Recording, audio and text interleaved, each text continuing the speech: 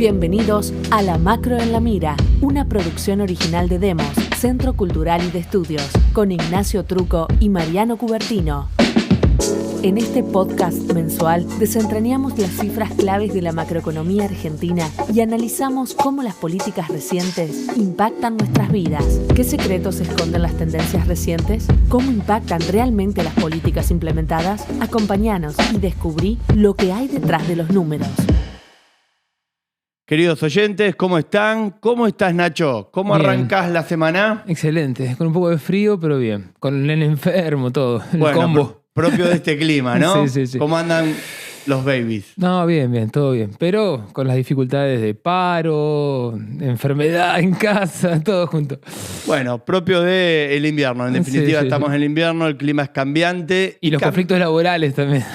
Se acumulan. Sí. El clima es cambiante. ¿Y sabes qué es cambiante también el mundo, Nacho? Dime. Tengo un dato preparado para arrancar este podcast. A ver. Que estoy seguro es el único dato que vos no tenés y yo sí. A ver. Ayer terminaron los Juegos Olímpicos. Sí. Es la primera vez en la historia, más de 100 años de Juegos Olímpicos, que entre los 4 primeros no hay un país europeo. Sí, totalmente. ¿La decadencia de Europa? Vos sabés que estaba viendo las estadísticas. ¿O el ascenso de Asia? Segundo China, tercero Japón, cuarto Australia. Vos sabés que sí, son las dos cosas, de hecho, juntos van. ¿Cuándo arranca Asia a meter medallas, no? Importante. En los últimos 30, 40 años. Exactamente, más o menos década del 90, un poco antes, y Europa declina antes. Porque Europa declina más o menos después de la Segunda Guerra Mundial. Y te doy 2 datos más. Sí. Asia arranca con ese caudal de medallas cuando China entra en los Juegos, décadas del 80 al 90. Sí, la fuerte viene con China, pero ya había arrancado antes con Japón y Corea. Exactamente. Y Japón y Corea siguen bastante para arriba, ¿eh? Exactamente. De hecho, bueno, Japón queda tercero. Y te complemento otro dato. Sí. ¿Sabes de quién se ha pronunciado la caída al punto tal de que le han prohibido participar? Rusia. Exactamente. ¿Y el otro país importante de América Latina que ponía medallas, cuál era? Cuba. También mucho más retrasado. Exactamente. Es interesante porque los Juegos Olímpicos tienen esta dimensión de la geopolítica. Y además hay países que capaz que están empobrecidos económicamente o con dificultades, pero en los Juegos Olímpicos se proyectan como potencias, ¿no? Intentan proyectarse y después desaparecen. Exactamente. Entonces, creo que ese dato no lo tenías. No, tenía el dato general, el agregado. No. Bien. Pero este no lo vas a... O sí, lo vas a tener, pero creo que esto contradice el podcast anterior. Si vos te acordás, Nacho, en el podcast anterior fue después de que Argentina ganara la Copa América, el bicampeonato. Argentina campeón del mundo. Argentina en el fútbol potencia. Vos me dijiste Argentina potencia. Sí. ¿Sabés cómo terminó Argentina en los Juegos Olímpicos? Con una medalla de oro y una medalla de plata y una de bronce. Exacto. ¿Qué posición es esa en el medallero de países? No, ni idea. El 52. Sí, estamos... No me acuerdo cómo es la estadística argentina, ¿no? No importa, pero la pregunta es, ¿Argentina es la potencia del fútbol o Argentina es esta realidad de 52 en el mundo, con países mucho más chicos, con mucha menor población? Y ojo, destaco el valor de nuestros deportistas.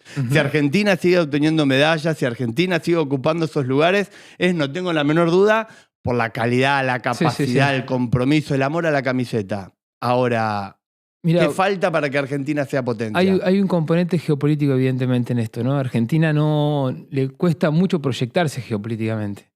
No parece tener ambiciones geopolíticas, ¿no? Es un país que es más bien, digámoslo así, como timorato en el aspecto, muy humilde, por decirlo de una manera, en lo geopolítico, pero se destaca mucho en la actitud, ¿no? En la actitud de amateur, en la actitud de... Hay mucho reconocimiento del deporte amateur en Argentina y no tanto el profesional, ¿no? El profesional es como que le cuesta mucho. Y el deporte profesional es un asunto político. Exactamente. Más que de garra y fuerza.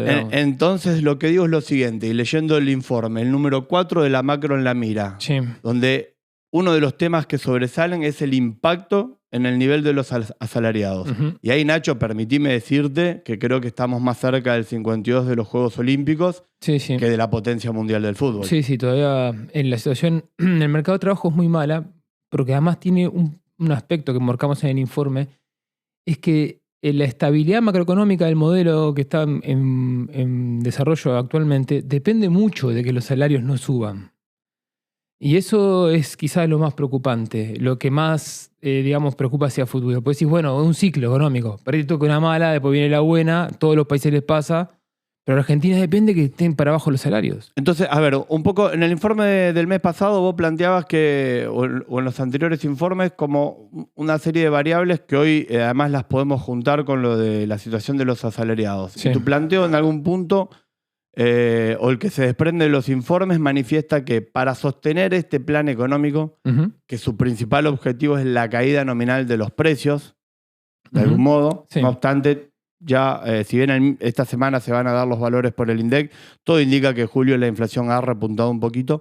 Pero antes de ir a eso, digo, todo tiene que ver con la caída de la estabilidad económica y con la caída, con la caída de la actividad económica Sí. y por ende con la caída de los precios como una manera de fijar el ancla nominal y el ancla del tipo de cambio. Exactamente. Sí, el tema No, es que Argentina... Explícanos un poco eso, Nacho. ¿Cómo Claro. es esa dinámica? Bueno, la cuestión es que pasó algo muy interesante, que pasa cada tanto en Argentina. No es que algo que nunca pasó. De hecho, es algo a lo que le temíamos que podía pasar y ocurrió finalmente, de forma muy rápida, incluso en los primeros 15 días del gobierno de Milei, que es la que se llama una apreciación en dólares de la economía. Nos encarecimos en dólares. Nos volvimos recontra caro. Pasamos de ser un país súper barato, el famoso índice Big Mac, no sé si lo viste alguna vez, que es un índice, calcula más o menos cuánto cuesta un Big Mac en Argentina en dólares y lo compara con otros países. Exacto. Bueno, estábamos al final de la tabla, estábamos muy baratos y después pasamos a estar segundo, tercero, súper caro. Todos los precios se encarecieron y como dijimos la vez pasada en el podcast anterior, uno de los valores que se encareció mucho fue la deuda pública. Entonces la deuda pública en dólares la vale mucho más. Y esa deuda pública está en poder de los especuladores, de los ahorristas, los inversores, etc. Que están esperando, ¿qué cosa? Poder realizar las ganancias en dólares con esa deuda. Eso mete presión en el mercado financiero porque tiene que haber dólares para eso. Es cierto, pero te doy un dato, Nacho. Hace 4 días consecutivos que el central adquiere. Sí, pero está vendiendo, ¿no? En términos netos, le digamos que las reservas no vienen bien. Te doy la derecha que nunca los procesos económicos hay Son que 2 evaluarlos días. en 2 o 3 días. Pero yo te aseguro que hay 4 días de adquisición de dólares. Sí, bueno, por no parte puede del ser, central. puede ser. Ahí está más tranquila la cosa, creo que, y ahí está la clave. Para que haya estabilidad tiene que haber dólares, ¿no? En definitiva, porque vos Exacto. tenés un montón de activos financieros que se revalorizaron y que buscan esos dólares. O al menos quieren que estén ahí potencialmente, ¿no? Que no haya escasez. Por eso, perdón, Nacho, por Sí. eso hay economistas más ortodoxos, por decirlo sí. de alguna manera, que plantean que la gran alternativa del gobierno está puesta en la moratoria, en el blanqueo, en el ingreso de dólares por Exacto. parte de algunos organismos, en el En RIGI, el RIGI, y en gran medida en la expectativa de que Trump gane las elecciones Sí. en noviembre en Estados y Unidos. más largo plazo el ingreso de dólares por vaca muerta, litio y compañía. Exactamente. Bueno, ¿Lo ves cuestión- viable? Puede ser, ¿eh? Ojo, no es que yo creo que falta más tiempo. Argentina tiene proyectado una balanza comercial de 30 mil millones de dólares más por comercio en 2030 en adelante, por el FMI. Hay que ver si esos son datos, digamos, que están bien calculados, es la estimación que tenemos a mano, digamos, ¿no? Pero vamos a creerle al Ponele, FMI. le creemos al FMI. Entonces, y al mismo tiempo tenemos unos vencimientos de deudas importantes, etcétera, que también agregan presión sobre la cuestión externa, ¿no? De algún modo uno puede pensar que Argentina puede relajar su restricción externa en los próximos años, pero no es la coyuntura. En la coyuntura estamos hablando de algo diferente. Nos jugamos la estabilidad concreta en los próximos meses. O Y sea, en ese la sentido- manera de superar esta inestabilidad cambiaria y financiera en la que está inmersa la Argentina ya de hace un par de meses, ¿no? Sí. Después de ese pico Sí, sí. de mayo, tiene que ver con que estas cosas realmente ocurran. Exacto. Claro, la preocupación ahí es, esto ya ocurrió en algún momento Sí, en la ya historia ocurrió. argentina. O porque privatizamos bienes en la década del 90, o Ujú. porque conseguimos una megadeuda En el 2016. hace poco tiempo atrás. Bueno, ahora podría ser que finalmente lleguen inversiones extranjeras. Suponiendo es- que eso ocurra, es suponiendo postergar. que se adquiera deuda Sí. y en definitiva Argentina tenga un ingreso importante de dólares, Sí.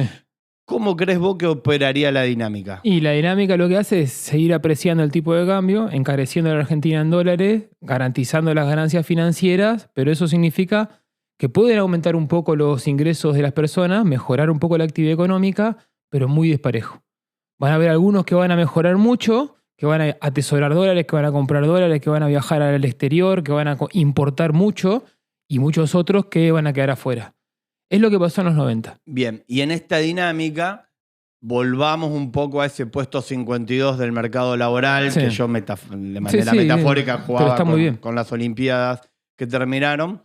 En ese marco digo, bueno, hay un sector de los asalariados, los formales, que de alguna manera pueden ser parte de esa dinámica, pero hay otro sector, los asalariados, que según lo que plantea el informe, que obviamente hay que ir ahí para profundizarlo, pero que por lo menos quiero tomar estas variables, nos demuestra que ahí hay una pérdida en cuanto al poder adquisitivo. Sí, de hecho en este tipo de estrategias de Argentina cara en dólares, con salarios relativamente deprimidos, cuando hay entrada de dólares para financiar estos procesos de apreciación, en general lo que crece es el sector formal con, digamos, sindicatos. Y el resto, lo que está abajo de la pirámide, se empeora muchísimo. Y se produce una dualidad en el mercado de trabajo. Se llama así en la academia, le dicen un mercado de trabajo dual, que es lo que vimos en los 90. O sea, un sector que logra mantenerse a partir de alta productividad. Exacto. O con sindicatos. O de agremiación en su actividad formal, que pierde poquito No, incluso gana, porque puede comprar dólares baratos, se puede ir al exterior, puede ir a Miami, puede incluso importar televisores, O sea, ¿te acordás de los 90? El DM2, la plata, el dólar barato, ¿no? ¿Cómo era? La plata dulce, digamos, ¿no? Bueno, los viajes a Brasil. Los viajes a Brasil, digamos. Yo me acuerdo que en casa nos costaba ir al supermercado, o sea, nos costaba llenar el carrito. No, jamás llenábamos el carrito. Pero conociste las playas de Brasil. Pero conocí las playas de Brasil. Y fui en el 2001. No, 2000. Un año antes de la supercrisis. Mis viejos estaban en una situación laboral muy mala, pero era posible ir a Brasil. O sea, ese tipo de situaciones pasan en Argentina. Entonces, Nacho, ¿se necesita dólares para mantener estable la moneda de cambio, el tipo de cambio?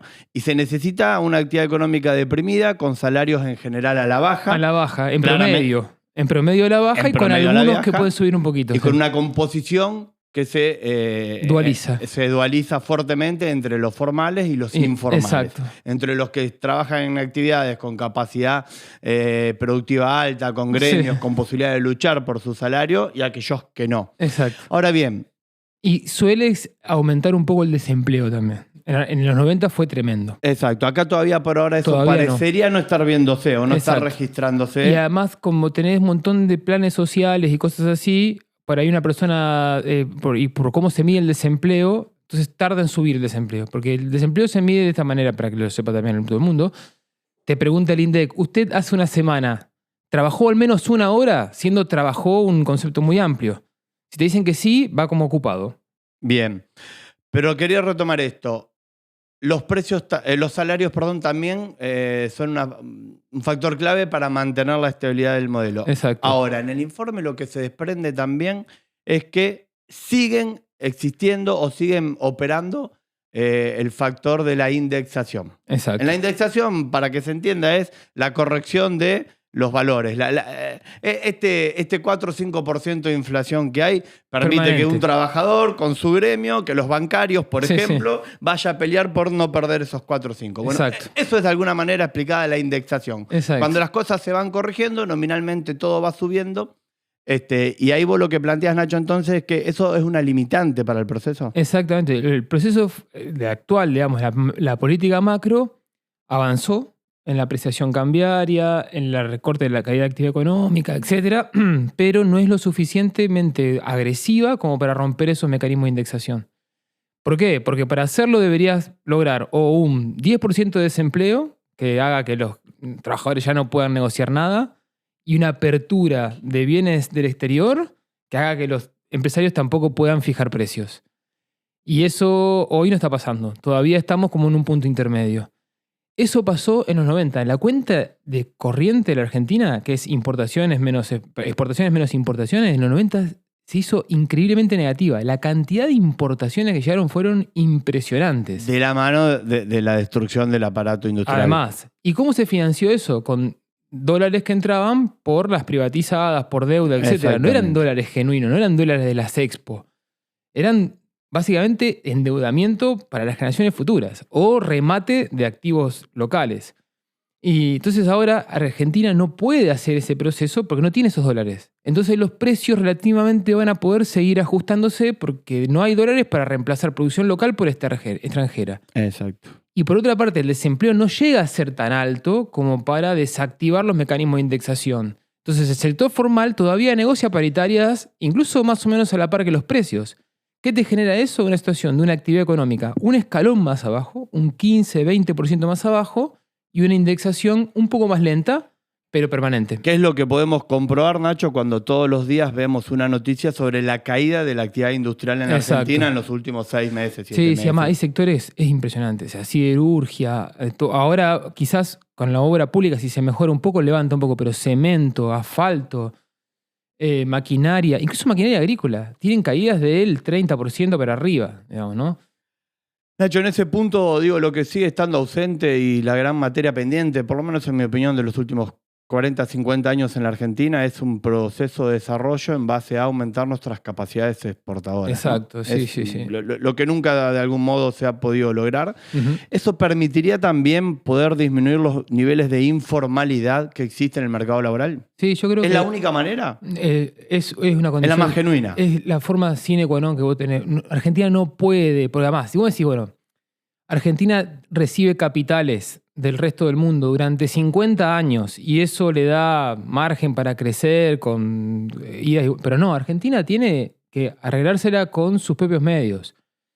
Tiene que, incluso los países que recibieron muchos capitales desarrollaron capacidad exportadora. Pensá en Japón, Corea, cualquier país, Polonia hoy en día.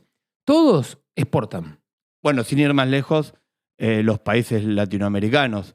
Claro. Nuestros propios vecinos han ampliado muchísimo sus capacidades exportadoras en los últimos 15, 20 años. Y Argentina está un poco más estancada, ¿no? Mucho más atrás. Ojo que Argentina, en el caso de las cantidades exportadas, si bien es cierto que tiene muchas dificultades, que con el tema de retenciones y impuestos a la actividad, en general impactan negativamente y eso limita las capacidades de producción y los incentivos a la exportación, lo que hay que decirlo es que Argentina, la expansión de la cantidad de tierra ocupada para la agricultura, ya se hizo en el pasado, ¿no? Entonces ahora avanza sobre tierras marginales. No es como el caso de Brasil, que está avanzando sobre tierras nuevas. Claro, pero para eso sería fundamental entonces poder aumentar la productividad en base a inversión, en base a capacidades tecnológicas o científicas. Fíjate lo que hizo Argentina. Argentina desarrolló, primero implementó la soja OGM con forma muy temprana. Y después introdujo la siembra directa como una tecnología también desarrollada acá, ¿no? Y logró un salto de productividad impresionante.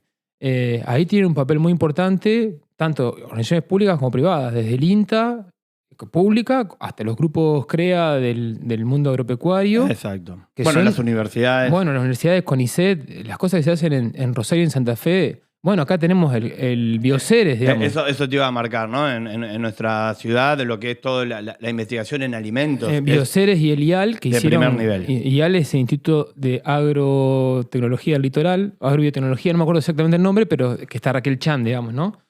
Entonces, ahí esa capacidad está, digamos. Argentina tiene. Por eso hablábamos un poco recién del deporte, ¿no? Es como la fuerza amateur está.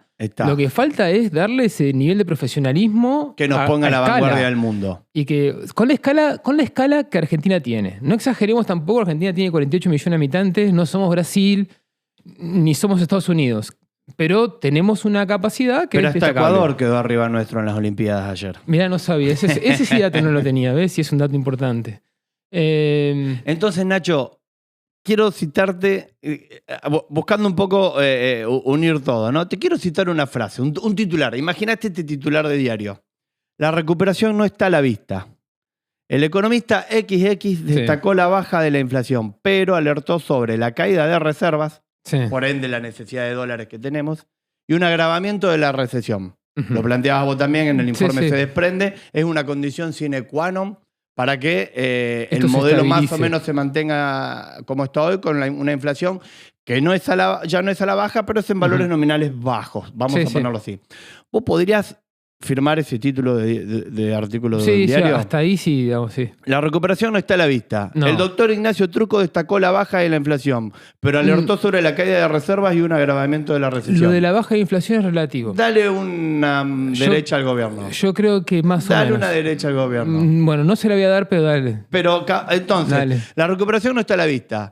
Trucco destacó la baja de la inflación. No. Trucco reconoce una baja en la inflación, pero alertó sobre la caída de reservas y un agravamiento de la recesión. Sí, ¿Sabes de quién es ese titular? sí, pero decilo vos, De ¿eh? Domingo Cavallo. Sí, está en las notas y lo he escuchado. ¿Fue un ortodoxo o un heterodoxo Cavallo y el plan convertibilidad? Fue un ortodoxo, a pesar de todas las cosas Yo creo que el están plan diciendo. convertibilidad fue heterodoxo, igual que lo fue el austral. No, bueno, pero pasa que depende qué significa Se ortodoxo, enamoraron de su ortodoxo. plan después. No, bueno, pero yo creo que no. Creo que en definitiva es parte del problema de la Argentina. El tipo de modelos que se llevaron adelante con Cavallo, o con la dictadura militar, o incluso con el gobierno de Macri posteriormente y ahora también, que son procesos de una super apreciación de la economía argentina en dólares.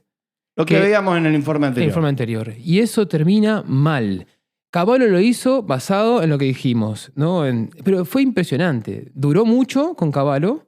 Una Pero década. duró mucho. ¿Por qué duró mucho con Cavallo? Porque entraron capitales primero por privatizaciones, después por deuda y después una recesión infernal. Ahora te voy a citar a un economista quizás un poco más heterodoxo que Cavallo, según Sí.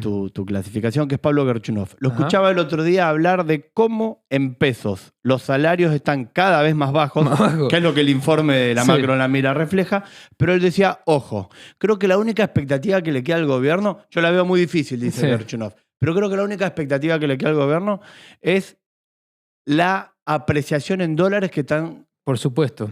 que se está generando en la economía. Pero escuchá, Mariano, si siempre ha sido extremadamente rentable en términos políticos la apreciación en dólares.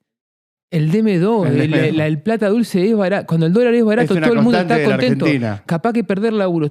Estás en la peor situación laboral, pero el argentino prefiere realmente de manera inercial un dólar barato. Y después lo paga con una recesión feroz, una salida de capitales, una mega devaluación y todo el ciclo financiero que ya conocemos.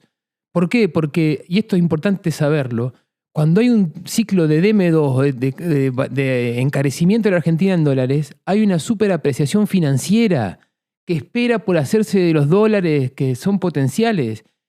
Vos sabés que lo destacó muy bien un economista, que no es economista, es abogado, pero se dedica al mercado financiero, y lo escuché en una entrevista este fin de semana. Me pareció muy claro. Es Carlos Maslatón, además muy famoso en las redes sociales. Viste que él viene de la UPAU, digamos, ¿no? Exacto. Un ultraliberal. Exacto, eso te iba a Y decir. del mercado financiero. Y decía que en Argentina, digamos, la práctica corriente de las finanzas locales es agarrar tasas de interés altas en pesos y pasarse a dólares antes de la devaluación.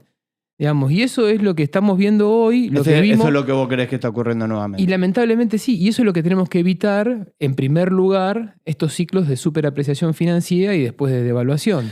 Entonces, Nacho, un poco la síntesis del informe es que invitamos a ir a leer y a conocer, igual que los informes anteriores. Sí. Es que esta aparente estabilidad cambiaria y financiera está sustentada en la caída de los ingresos y de la actividad. Sí, Y tu planteo es que esto es una situación muy frágil porque depende de la recesión exacto. y la contención de la inflación a través de ingresos bajos. Ahora bien, en esto que decíamos, es fundamental o necesario la entrada de dólares, Ajá. ¿no? Y bueno, entran Mi- dólares.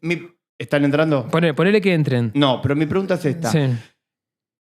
¿El riesgo país es un indicador de la falta de confianza en el país que puede dificultar la entrada de esos dólares? En parte, igual para mí el riesgo país está sobreinterpretado por el término. Riesgo país, Claro. ya te dicen muchas cosas. Ah, pero, tomémoslo como una variable financiera, claro, cambiaria. exactamente. Pero es la tasa de interés, digamos, de los bonos argentinos en dólares respecto de los bonos internacionales, ¿no? Y como los precios de los bonos van y vienen, entonces por ahí aumenta, por ahí baja. En general, cuando hay sospecha de que no puede pagar el Estado argentino, aumenta el riesgo país porque la tasa de interés es muy alta. Y es cierto que Argentina está en una situación externa frágil. ¿Por qué? Porque tiene muchos vencimientos el año que viene El año que viene. y una balanza comercial que está muy ajustada. O sea, no es que e incluso con la recesión actual tenemos niveles de importación relativamente altos. Y la actividad económica tendría que bajar mucho más para liberar, digamos, tanta cantidad de dólares como para pagar toda la deuda. Eso no se va a hacer. La única clave es una renegociación que no necesariamente es un default, sino simplemente un roleo, un nuevo endeudamiento. A Sí, tasas más altas. patearlo para adelante. Para decirlo en términos un poco más... Sí, pero va a requerir tasas más altas probablemente y bueno, con un peso en los intereses cada vez mayor. No estamos camino entonces a ser una potencia mundial. Lo vamos a hacer, no sé si potencia, pero sí una potencia regional, industrial, tecnológica. Que terminemos entre los 15 primeros de las Olimpiadas. Sería espectacular. Quizás un poco menos, pero creo que 20 pero estamos bien. 52. Hay que duplicar, pasar de 50 a 25, pongamos. Pero creo que lo más importante en eso es tener un acuerdo muy fuerte acerca de cómo organizar el sector financiero para evitar estos ciclos de apreciación, cómo intervenir en el mercado de cambios para tener un acuerdo más firme acerca del precio de los alimentos internos, ese tipo de cosas que son para tratar en otro programa, pero me parece que es muy importante. Y en definitiva, ¿cuál es tu política de desarrollo industrial en donde vos tenés chances de hacer industria? Vos no vas a poder fabricar ciertos bienes de microchips. Capaz que sí, pero es muy poco probable. No, tenés que identificar aquellos sectores donde tengas ventajas. Exacto, y tenés mucho donde tenés ventaja. Además, Argentina tiene mucha creatividad e innovación y eso es muy importante. Pero es un desafío, es un desafío. Es un país de ingresos intermedios que tiene una clase media muy desarrollada y eso presiona sobre la balanza de pagos.